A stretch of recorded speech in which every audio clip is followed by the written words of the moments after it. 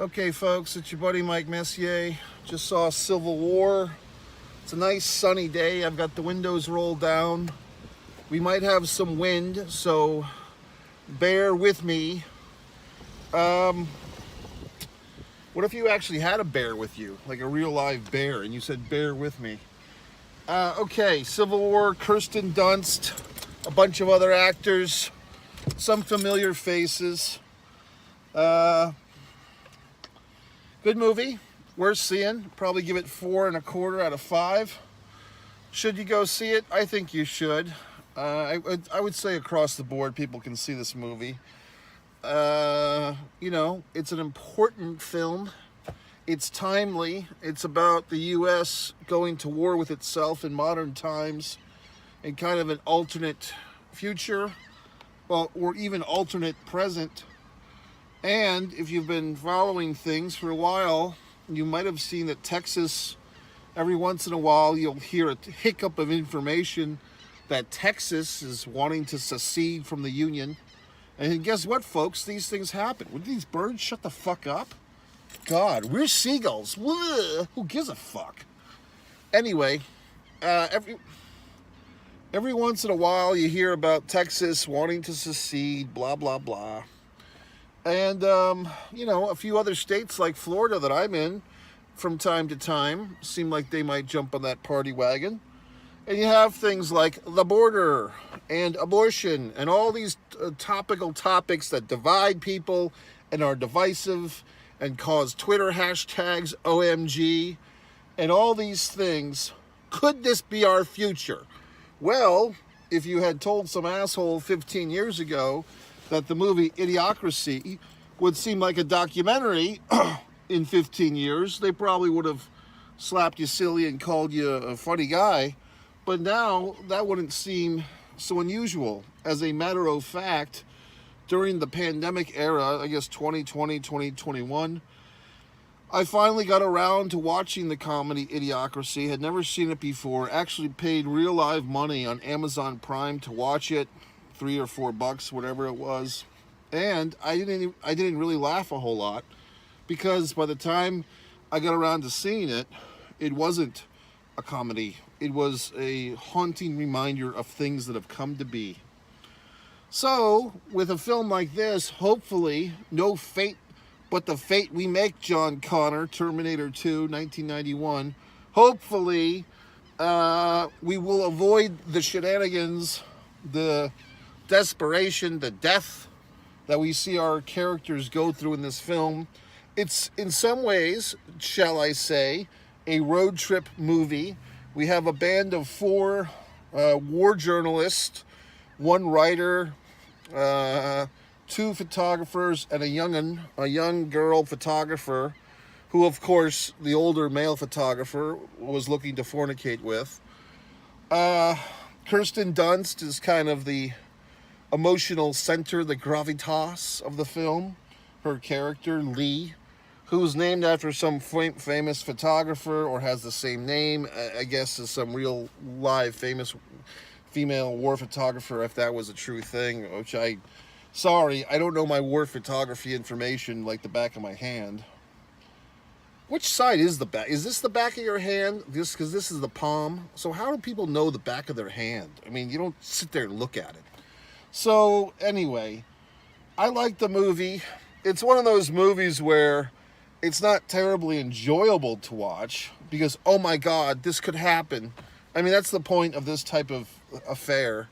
This type of movie is to basically warn us into being kindler and gentler. Is it kinder or kindler? I think it's kindler.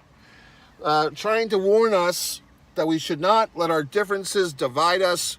We should allow our similarities to heal us. Heal our nation, oh Lord. So that's it. It's a message movie. But we do get to meet these war reporters, which is pretty interesting. Their minds and how their emotions work. Like, they're kind of addicted to the noise, so to speak.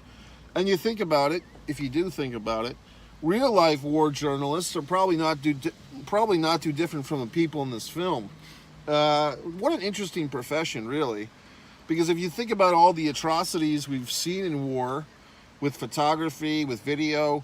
Someone's taking those pictures, someone's taking that video, and they're pretty close to the action, right? So, I suppose, or I guess, or whatever, that war journalists, press is supposed to have clemency in these times of conflict.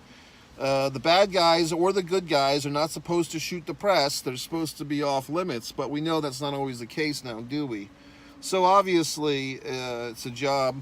If you think back 5 years ago, the WWE was doing their dirty blood money business with the Saudi Arabian Sports Authority off the heels of a gentleman, United States citizen press reporter, who was very critical of the Saudi Arabian government because he was born, I believe, in Saudi Arabia, was very critical, and he was murdered.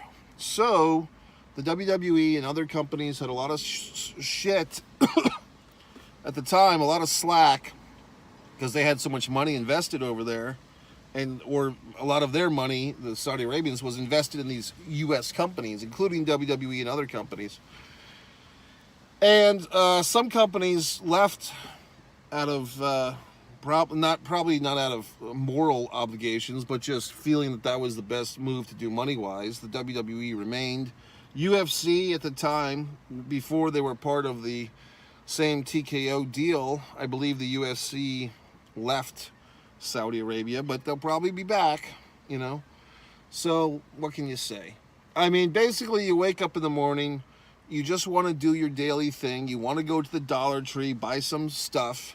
Now, if you sat there and contemplated all the children working in all the factories for substandard wage, or even the adults working in some of these factories so you can buy your $1.25 fucking blow-up doll or whatever the fuck you're buying, you may not be able to live with yourself if you knew where all the ingredients of your lifestyle, all the things you frivolously buy, if you knew the footprints or the fingerprints of these items, you may not be able to be conscionable about it. And we all struggle with that, or at least some of us do. But then you say, gee whiz, I'd rather just go to the movie and watch it. You know what I mean? What can I tell you? I mean, at this point, I had a person once upon a time was always preaching to me. Guy was about 20 years older than me, always preaching to me about all these goddamn things, trying to inspire me to go out and take on the world. And finally, I just fucking said, hey, look, maybe, the way that you're talking and the way that I believe already, maybe we as a society are so far off the tracks, it doesn't even matter what I do or what you do. We're so far fucking gone that you just might as well enjoy the last ride. You know what I mean? And that shut the fucker up for a while, for 5 minutes. Because it's true. I mean, if you think about all the goddamn environmental issues, the conflicts, the disease, okay, the international terror, the school shootings, all these things that are horrible. If you and I are trying to solve all these things, we would never fucking leave the house. We would hashtag ourselves into oblivion, baby. We would protest until there was nothing left to protest. We'd have to protest the protests, okay? So at some point, you just say, hey, look, I'm just sitting here watching the wheels go round and round, okay? What the fuck am I supposed to do? I'm going to enjoy my life, and if the world wants to shit in its own bed, then let it shit in its own bed. I have to enjoy myself and go to Disney World once in a fucking while. You know what I mean? I can't cure all the problems.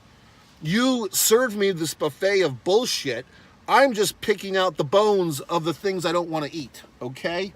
So there you fucking have it, folks. So, good movie. Like I said, it's hard to say I enjoyed it. It was compelling. It's a warning sign. There's a nice quote in this movie where the Kirsten Dunst, I always like saying her name right because I feel very intelligent when I say Kirsten instead of Kristen. I say Kirsten. I mean, what the hell happened with that name? Was there some person who was dyslexic? They were trying to name their child Kristen, and they fucked up on the birth certificate and wrote Kirsten. So now we have this whole new name we have to deal with. It's hard to pronounce. Kirsten Dunst, playing this reporter Lee. She goes into the bathtub. No, you do not see nudity. You only see the top of her neck and her head and her contemplative forehead. And she's having these flashbacks to all these horrible situations she's been in as a war journalist, seeing people shot, seeing a man get put on fire, all these horrible things that revoke her memories and torture her. And she says something, God, what does she say? She says something to the younger journalist, the 23-year-old that she's passing the baton to. God, what the fuck was it that she said? Oh, she said, every time I would send a photograph or a video back home, I thought I was sending a warning. Don't let this happen here. Then she looks around to all the war in the United States and she says, and here we are. So fine, folks, when you're sitting there on your YouTube, you're sitting there with your hashtags, you're trying to solve all the world's problems on social media with an Instagram post that you copied and pasted from some other idiot. Just remember Lee's words and just, think about the fact that here in the good old USA or whatever country you're sitting in comfortably, if you are comfortable, you can enjoy your freedom more or less. You can enjoy your privacy more or less. You can enjoy your sanctity, your safety more or less. And then you think about the poor people, not to say poor people, but the people who are in horrible situations in different aspects of the world.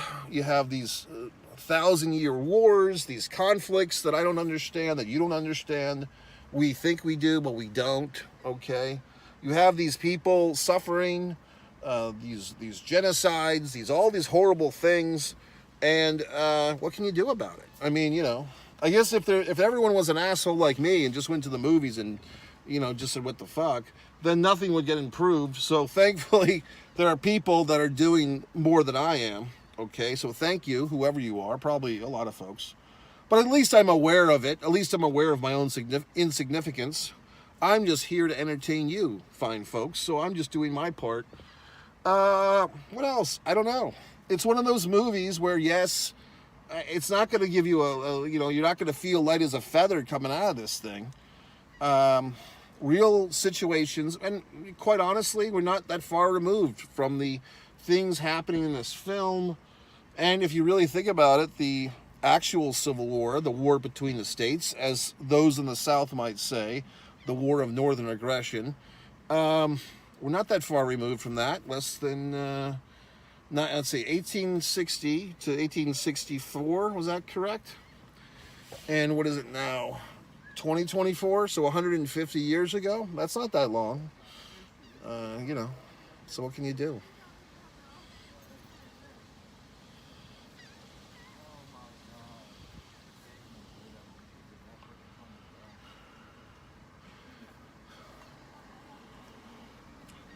So I like the movie.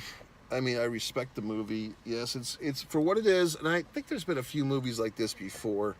Is this what you would call a dystopian film?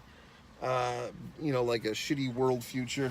But I think a lot of times movies like that are more like sci-fi oriented, like Blade Runner and so forth. I just rolled up my windows because I got sandwiched. There's a couple of people on my left talking. There's some person that just parked on my right. So now I have to roll up the windows and be uncomfortable for a moment. You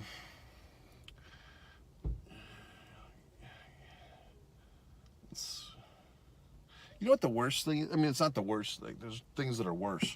But one thing that I don't like is when you park your car and you're you're collecting your items, you're getting your game face on for whatever adventure, and you just want to park and get up and go, and then someone like on your left parks and they have like the fucking SUV or the family caravan, and then they get out and they've got the fucking kid in the back seat and the kiddie seat, and or they've got several children or an elderly person, and it's like you have to sit there and wait for like, because you can't be the asshole and say, hey, hold on, family, you wait for me, I'm going to get my stuff out of the car.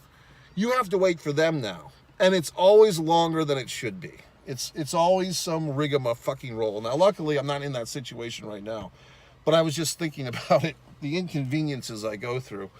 Okay, folks, so yes, go see Civil War. I saw it in Dolby Digital, wonderful. You're thinking, how can we get in touch with this guy, Mike Messier? How can we buy his books? How can we stand him on social? How can we buy his artwork? Go to MikeMessier.com, MikeMessier.com. Scroll to the bottom and do something.